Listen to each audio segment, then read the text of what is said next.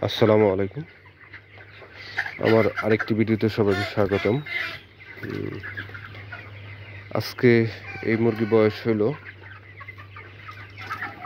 53 দিন, অর্থাৎ 53 ডেজ। এটা আজকে আমি ভিডিওটা করতেছি কারণ হলো যে লিটারের যে অবস্থা সেটা, অর্থাৎ আমরা যে কথাটা বলবো আজকে, যে একটি মুরগির জন্য সবচেয়ে যেটা প্রয়োজনীয় সেটা হলো লিটার। এবং এই যে আমি আপনাকে দেখাচ্ছি, দেখেন এই যে পানির মধ্যে পায়খানা চলে গেছে, অর্থাৎ এইটা যদি খায় তাহলে মুরগির অবশ্যই ডিজিজ আসবে।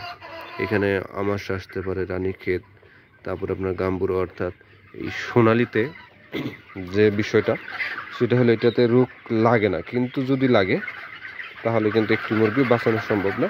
আর এই লিটার ম্যানেজমেন্ট যত খারাপ থাকবে মুরগির গ্রোথ তত খারাপ হবে, আর লিটার ম্যানেজমেন্ট যত ভালো থাকবে মুরগির গ্রোথটা তত ভালো হবে।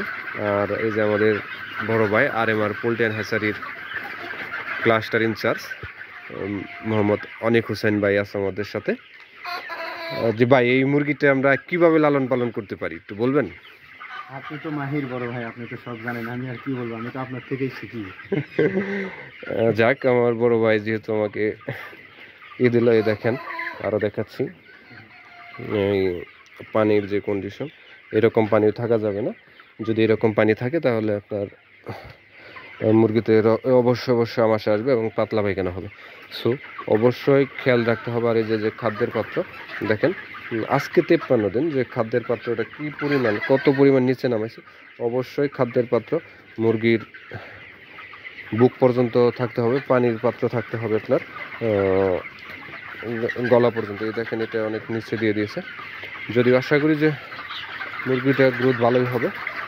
আর অবশ্যই এইভাবে আপনারা ম্যানেজমেন্ট করবেন। ধন্যবাদ। আসসালামু আলাইকুম।